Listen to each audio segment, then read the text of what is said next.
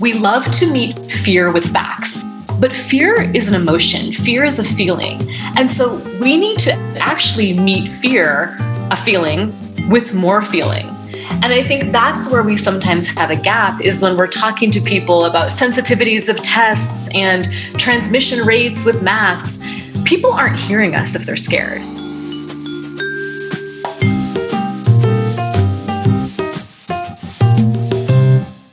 I have a personal fascination with conversations with doctors for very, as I'm sure a lot of people do, very personal reasons.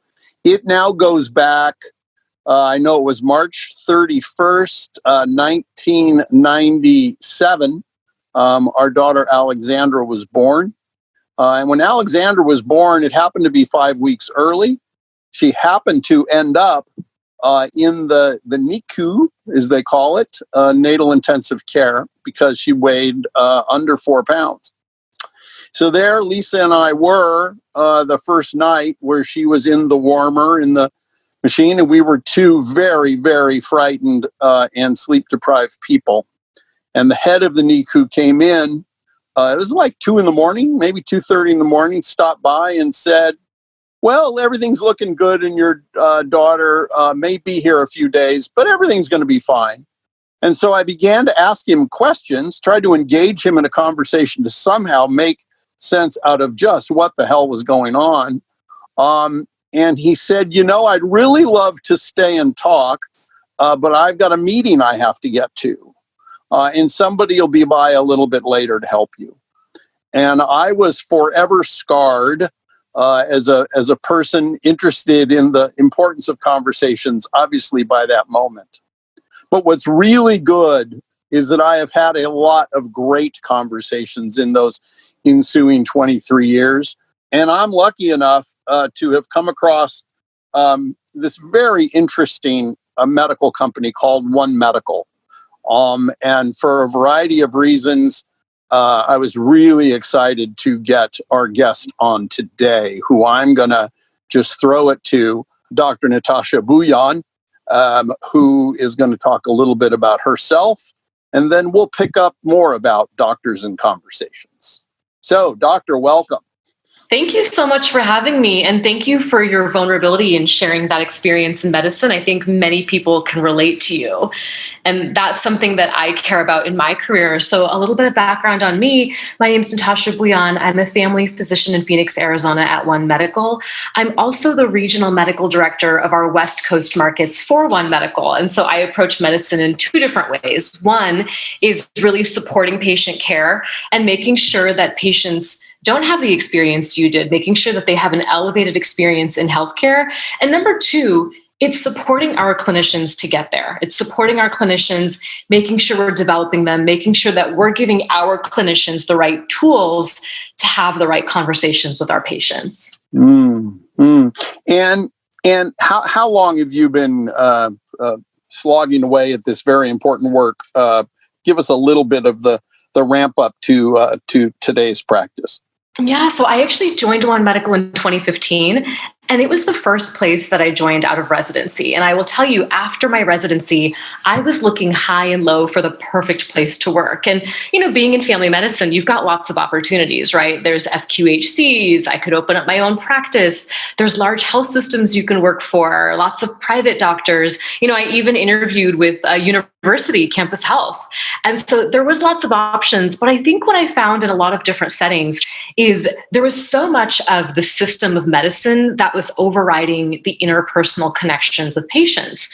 And One Medical really valued the patient-clinician interaction. That was why we were here. And every single person I spoke to, they had that same opinion. There's so much noise in medicine. And really, I was thinking of where's the simplest place that I can go to work? And it's funny, One Medical is very high tech. It's a wonderful system, but at the same time, it's so simple. And I think that's the secret sauce.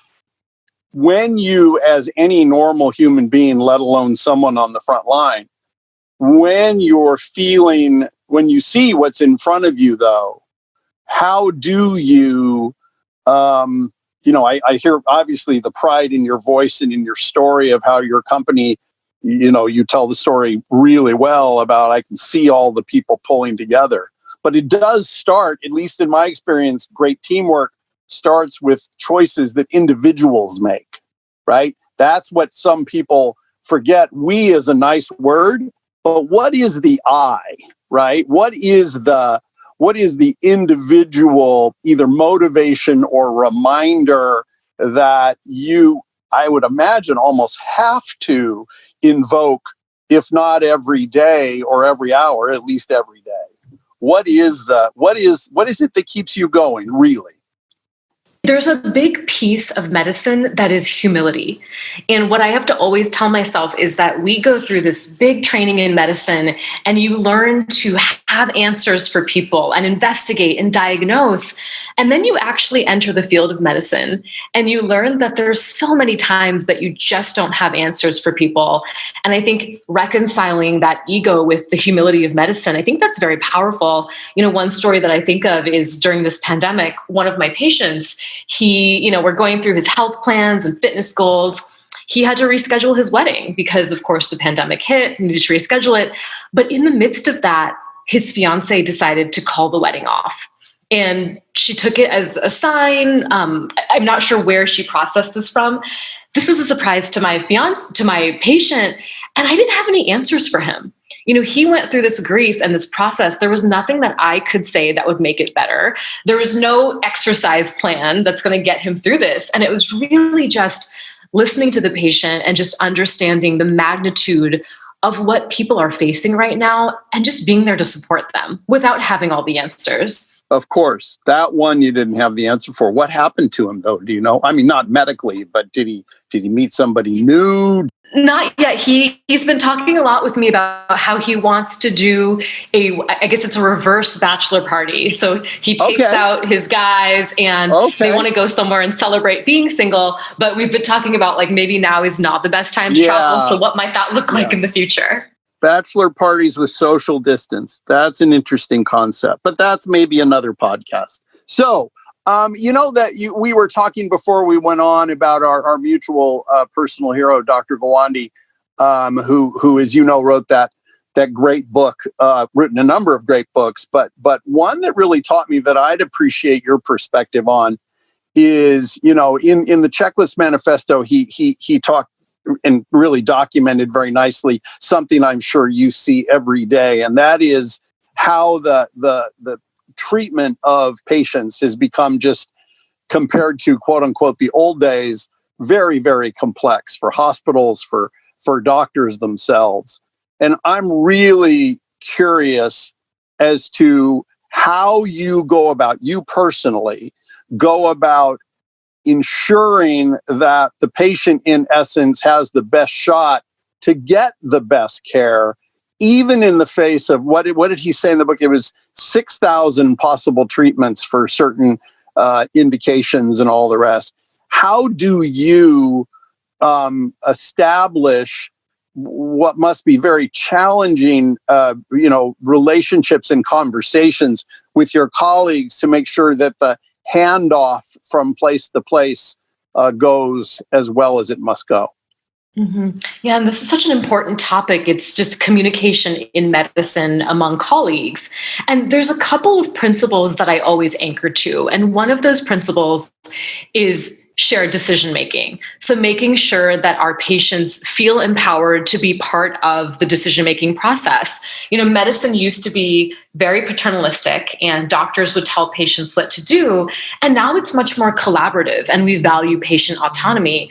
But, on the topic of collaboration, let me share a little story. We actually did a pandemic exercise back when I was in medical school, believe it or not. And it was running through a severe flu pandemic. And a really big part of that box scenario, it was just understanding how to communicate with teams. And it was not just communicating with other doctors in different specialties. We were literally practicing how to communicate with an entire interdisciplinary care team, nurses, behavioral health, social workers, phlebotomists. And when you think about it, that's actually been a strength in this pandemic response. Seeking different professions and different healthcare people are just coming together and putting patients at the center and really letting patients drive what the response might look like. And that's not by accident. That's really the result of a very intentional movement in medicine to deliver team-based care. And what's been particularly unique at One Medical is our care teams transcend time and space. So the team is often virtual. And, at One Medical, we've got more than 85 offices across the US, and we integrate that in-office care with lab services. But we know that healthcare doesn't start and stop between the four walls of an office. So we have a really robust virtual team. And so we're kind of shifting this paradigm in medicine from a healthcare team sitting around a room, around a table in the same space, to what does it look like when multiple members of that care team are coordinating care in the office, but also virtually. And, our virtual medical team, they're people I work with very closely. They might refill my patient's blood pressure medication. They might provide them some education and say, follow up with Dr. Bhuyan. And that patient views me as part of their care team, as their PCP. But now that virtual care team member is also part of the team. And I, as a PCP, can build relationships with not only my patients, but also build relationships with members of my team, understand their practice style, and make sure that the work that we both do complement each other. That makes a lot of sense. The other area of obviously the care that has to be executed upon, you began to mention it in your answer, and that was about, empowering the patient. Let me combine for a second the complexity of, working with other professional colleagues and the, I'm sure, even higher emotional complexity of working with the patients and ask you one question to tie them together. If you had to pick the communication, action, or behavior that serves you best, that in all that training, in all that pandemic preparation, in all the seeking of understanding, what's the thing that you make sure you do your darndest every day to make sure that happens? Mm-hmm. And I'm not demonstrating it here, but it's really closing my mouth and just listening. There's research out there that talks about a lot of clinicians, we will let patients speak for 17 seconds before we interrupt them. And just really thinking about how do we let patients tell their story without feeling constrained by time, without feeling other constraints in medicine, and truly just listen and not feel we are only listening in order to form a response, but truly listening, seeking to understand. It's something that I am still practicing every single day and still getting better at. Help me then, the really interesting thing that I was really struck by in looking at One Medical, the website and having heard enough about it is this. I mean, they literally use the phrase in the branding of the organization that you are tech-enabled care, right? Is anyone, me, you, and everybody who's probably listening in has been, sucked into the Zoom world in the last few months. Popular articles about Zoom fatigue. There's good and there's bad, or as I say, there's a blessing and a curse to Zoom.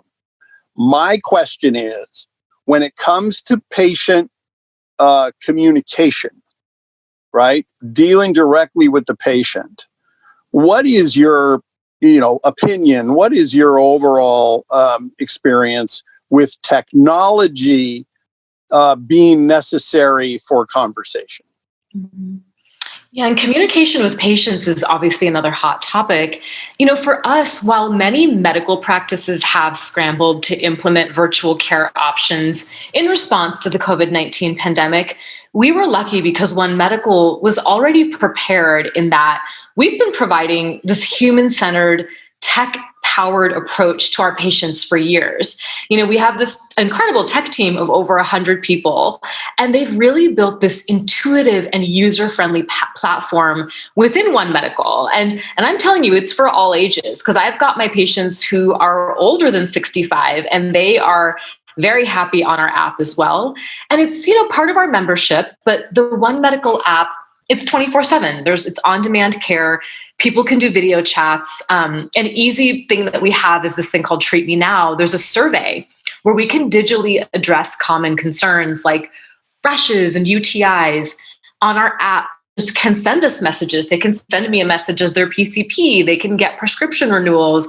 I mean, they can even upload their own vitals so I can monitor their own vitals. And so I think what we've always heard is there's this great feedback from patients that on-demand virtual chats, they've loved them. They've loved them the years that we've offered them. The new thing that we've been able to offer in response to the pandemic, it's the option of remote video visits because it allows patients to book a virtual appointment a regular primary care provider like me. And so in addition to that 24/7 virtual chat option for quick things like pink eye, we've got that remote video visit option to talk with your PCP about health goals, nutrition, sleeping, following up on bugs. And I think what the pandemic has also done, it's pushed the medical system to rethink what we've historically expected to manage in the office versus virtually. So for example, historically, we think musculoskeletal concerns, we've got to see you in the office for that. But we've learned that we can actually do some pretty creative maneuvers on a video and diagnose things like carpal tunnel. But at the same time, One Medical is unique because if I ever think that one of my patients needs to be seen in the office and I can't do them justice via video, I'm able to bring them into the office too, which is very unique from other virtual only platforms. Yeah, but when you think about communication, like the actual words we use to communicate with patients, this topic I've actually previously written about because in medicine, some people say the language of medicine, it's its own beautiful lexicon, but other people think the language of medicine is just unnecessary jargon. Right. And we're trained to avoid that medical jargon. But as you progress in your career, you have to be more intentional about that because the language of medicine, it just starts to get ingrained in you. And I remember the story of in residency, I once told a patient she had a hairline fracture after a fall. And I was referring to a small fracture in her foot. And she was like, "Are you sure, doc? A hairline fracture? I didn't even hurt my head." And so then it made me realize, you've got to be mindful of this. Anytime you're talking with people, and especially during this pandemic, you might remember when the pandemic first hit, we called it the novel coronavirus, referring to the family of viruses. And then we called COVID-19 the disease. And then recently we're calling SARS-CoV-2 the actual name of the virus. All of this means very little to the public. And so I view one of my roles that's very important is bridging that communication chasm between doctors and the public. So in the scientific community, we have to earn the trust of the public, and it has to be done intentionally. And sometimes it's the smallest of actions. And so, for example, this is something we think about all the time at One Medical, but rather than telling a patient they have a negative test result, we just tell them the result because negative has a bad connotation. So if you tell someone your coronavirus swab results, rather than saying your coronavirus test was negative, which sounds bad, we tell the patient the virus was not detected. And that's much more clear. And just thinking about in every one of our actions, how do we get clarity of communication with our patients? It's a big priority. Yeah. So from a pure teaching perspective, all of these learnings that you've just shared, 2 or 3, how does One Medical or, how do you, sorry for the phrase, spread that, right? How do you make sure that, because it's so important what you're saying, literally almost everything from the listening to the watch your language to the things that you say to yourself, all of that is so key. How do they make sure at One Medical that every doctor is at least exposed to the opportunity to learn that? Mm-hmm. It's something that we highlight while we're at One Medical. So it's not something where we hire people and say, okay, go. We're continually thinking about what does lifelong learning in medicine look like? And how do we learn from each other? How do we highlight best practices? How do we keep having trainings about communications? And I think the most important point is how do we acknowledge when we fall short? And just really this culture of feedback, of acknowledging here's where I might have fallen short. had a gap of communication with a colleague or a patient, and acknowledging that and feeling comfortable moving forward and viewing it as a learning experience, that takes a level of vulnerability. And I'll tell you, a lot of cultures in medicine, they don't allow people to be vulnerable, because in medicine, you just have to be the best and you have to be perfect. And so being part of a system that allows our clinicians to be as human as our patients, it really does lead to a stronger clinician-patient experience in the long run. Well, that sounds exactly like how you would want people to feel. However, if I could just drill down on that a little bit, because it's such a reality of medicine, is the notion of when you fail. And it almost hooks up for me to this question about when you have to have the patient come in the office, because all of that is wrapped into communication about the hard things, right? About the difficult things. How do you think through that? Let me stay with talking to the patient where they have to come in the office, because let's be honest, with all the great, at least I think so, with all the great technology, patients are still, COVID or otherwise, are still frightened. And how do you manage and deal with fear over technology or with technology? Mm-hmm. Yeah, one thing I've learned about fear is that oftentimes scientists, we love to meet fear with facts. So if somebody has fear, we show up with journals and we show up with facts, but fear is an emotion. Fear is a feeling. And so we need to actually meet fear, a feeling, with more feeling. And I think that's where we sometimes have a gap, is when we're talking to people about sensitivities of tests and transmission rates with masks. People aren't hearing us if they're scared. And so that's where I really lean on working through emotions of our patients, working through emotions of our team members, validating those feelings, and letting the team member or the patient kind of drive that conversation. Because what ends up happening often in medicine is a patient will say, I'm scared, I don't want to come in, XYZ. And the clinician says, let me tell you why I'm right. And here's all the facts to back me up. And here's all the science to back me up. And people aren't hearing that much. And so I think one thing that I've just learned is, how do we meet feelings with more feeling? And then get to kind of a consensus. And I think the other thing too is, when we enter these conversations, I can't be in a conversation with a patient thinking that the end goal is XYZ. For example, if I think a patient should take a particular medication, I can't walk into that conversation thinking the end result has to be that you're going to take a statin. I need to walk in conversation with an open mind, listen to the patient's concerns, and we draft the journey together. We draft the goals together. And maybe the goal will be for them, let me work on lifestyle for months. Let's recheck our labs. I'm willing to try supplements, and then we can decide. But it can't just be, my goal is you need to start a medication, because you're always going to be at odds with patients in that case. Yeah. So I want to get to one last question coming here in a minute about kind of how you've learned and evolved and grown as a doctor. But this notion of what you just said, I mean, we do a lot of coaching of individuals when they talk about, being overwhelmed by going from meeting to meeting and just forgetting why they're in the meeting. And we try to coach people about, what are you thinking before you walk into the room? What are you saying to yourself? The notion of internal dialogue and self-talk. And I'm wondering, it's not even a skill, but the mindset that you clearly have developed here, that where you get your intention located in the needs of the patient, which frankly is a rare thing. Most of us are more hung up, says many different sources, we're more hung up on how we feel than how the other person feels, and therein lies a lot of communication dysfunction. My question is, where did you redirect from yourself to this notion of, I can't go in with the medicine, I've got to go in and understand what the patient's going through? That actually comes down to our philosophy of care. And it wasn't by accident. It was really intentional. We actually have coaching at One Medical, and we coach other clinicians on how to enhance the clinician patient experience.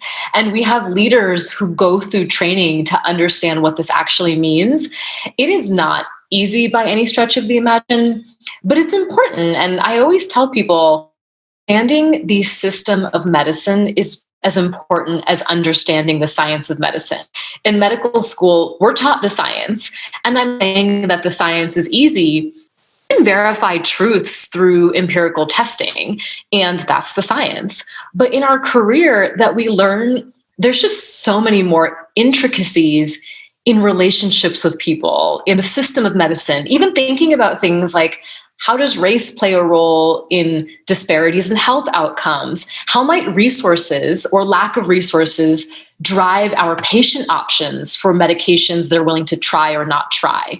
And so I think just having a broader global perspective, it's so much more than the science.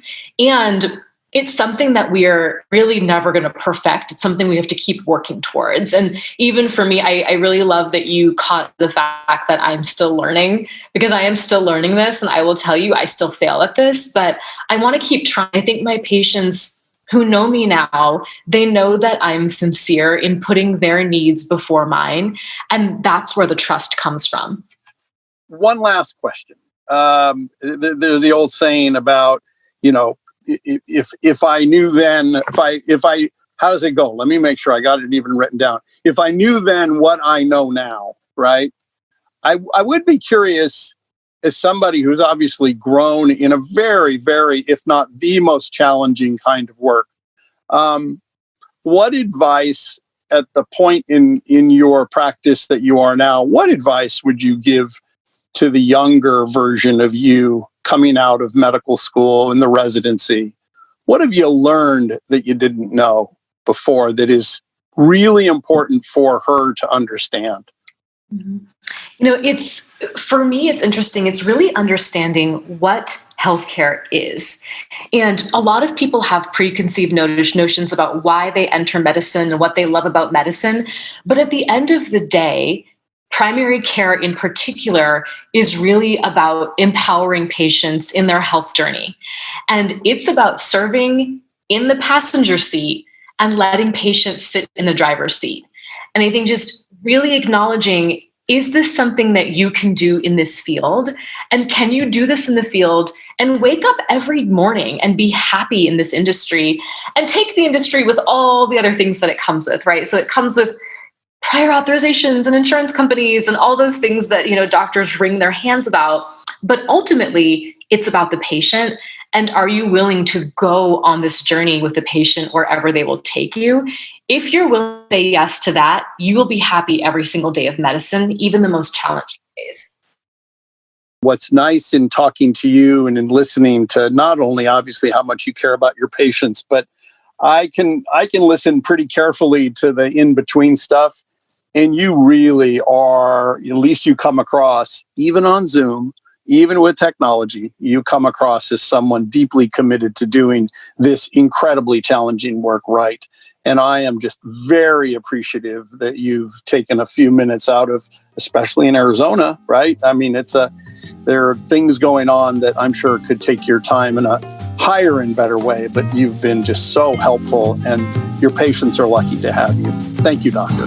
Thank you so much.